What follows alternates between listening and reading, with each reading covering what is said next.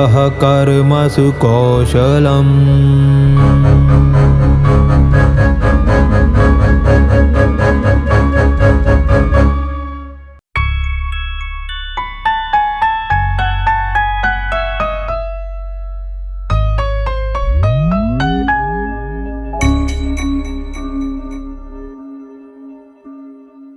हरिओम।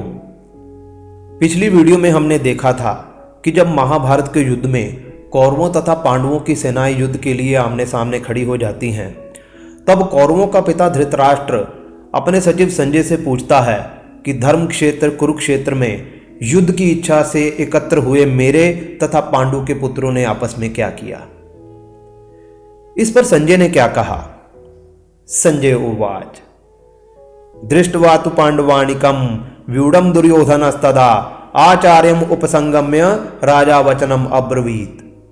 संजय ने कहा, उस समय राजा दुर्योधन ने पांडवों की व्यूह रचना युक्त युद्ध व्यवस्था को देखा तथा अपने गुरु द्रोणाचार्य के पास जाकर यह वचन कहे।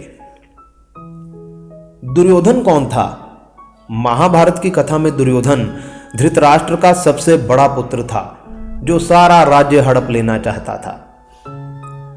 द्रोणाचार्य पांडवों तथा कौरवों दोनों के गुरु थे, लेकिन युद्ध में वह कौरवों की तरफ खड़े थे। मनोवैज्ञानिक दृष्टि से दुर्योधन इंद्रियों की तरफ झुकाव का प्रतीक है तथा द्रोणाचार्य रूढ़िगत प्रवृत्ति, जो संस्कारों के रूप में हमारे अंदर विद्यमान रहती है तथा जो इंद्रियों की ओर झुकी रहती है। लेकिन यह मनुष्य की अच्छी तथा बुरी दोनों इच्छाओं की गुरु है। दुर्योधन चाहता है कि इस शरीर रूपी राज्य पर केवल इंद्रियों का ही साम्राज्य हो, जिसमें विवेक और बुद्धि का कोई स्थान ना हो तथा सांसारिक सुख की प्राप्ति ही जिसका ध्येय हो। वह दुर्योधन सुई की नोक जितनी भूमि भी पांडवों को नहीं देना चाहता, जिससे कि भजन चिंतन का क्रम चलता रहे। दुर्योधन हमारे अंदर व्याप्त विजातीय प्रवृत्तियों का वह दुर्धर्ष महानायक है, जो अनगिनत मोहजनित इच्छाओं से परिव्याप्त है और जिसका पिता अंधा मन है, जिसका गुरु द्रोणाचार्य है, जो रूढ़िगत संस्कारों के रूप में हमारे अंदर व्याप्त है। दुर्योधन जो कि दुर तथा योधन से बना है, अर्थात जिससे जीतने में कठिनाई हो। हमें हमारी इच्छाओं को दबाकर उन पर विजय पाने में कठिनाई होती है।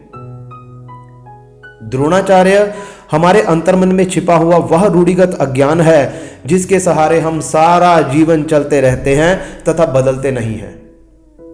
जो व्यक्ति योग तथा ध्यान नहीं करता, वह सारा जीवन अपनी इच्छाओं की पूर्ति में ही लगा रहता है, और जब इंद्रियां क्षीण हो जाती हैं तथा जर्जर अवस्था आ जाती है, तब मृत्यु को प्राप्त हो जाता है। इतना सांसारिक धन वैभव होने पर भी खाली हाथ ही जाना पड़ता है। उस दुर्योधन ने ध्यान जनित सजातीय प्रवृत्तियों को अपने विरुद्ध संयोजित देखकर तथा घबराकर अपने गुरु द्रोणाचार्य के पास जाकर इस प्रकार कहा। पश्चेताम पांडुपुत्राणाम आचार्य महतीम चमूम व्यूढ़म द्रुपद पुत्रेण तव शिष्येण धीमता। कि हे आचार्य, अपने बुद्धिमान शिष्य द्रुपद पुत्र धृष्टद्युम्न द्वारा व्यूहाकार खड़ी की हुई पांडु पुत्रों की इस महतीम सेना को देखिए। दुर्योधन ने धृष्टद्युम्न का नाम ही क्यों लिया? उसके सामने तो पांडव खड़े थे तथा वह धृष्टद्युम्न पांडवों की तरफ से युद्ध व्यवस्था की ओर कर रहा था। वास्तव में धृष्टद्युम्न पंचाल नरेश द्रुपद का पुत्र था, जिसका द्रोणाचार्य के साथ पुराना विरोध था, क्योंकि द्रोणाचार्य ने द्रुपद को बंदी बनाकर उसका आधा राज्य ले लिया था तथा प्रतिशोध के लिए राजा द्रुपद ने एक यज्ञ करवाया, जिससे धृष्टद्युम्न पैदा हुआ, जो द्रोणाचार्य को मारने की शक्ति रखता था। और धृष्टद्युम्न द्रौपदी का भाई भी था, जिसको भरी सभा में दुशासन द्वारा अपमानित किया गया था। तो इन्हीं कारणों से धृष्टद्युम्न युद्ध में पांडवों के साथ खड़ा था।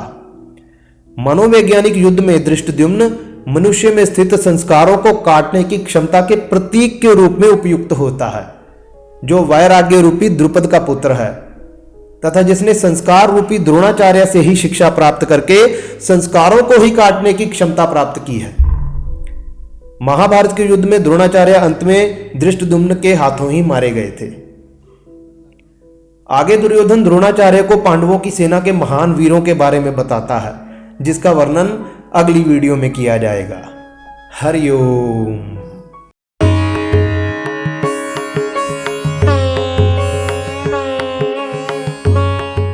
साधक गणों, पिछली वीडियो में हमने पूछा था कि इनमें से कौन श्री कृष्ण और बलराम के गुरु अथवा शिक्षक थे जिनसे उन्होंने बचपन में शिक्षाएं प्राप्त की थी। ए महर्षि वेदव्यास, बी संदीपनी, सी द्रोणाचार्य अथवा डी गुरु वशिष्ठ। सही उत्तर है बी संदीपनी।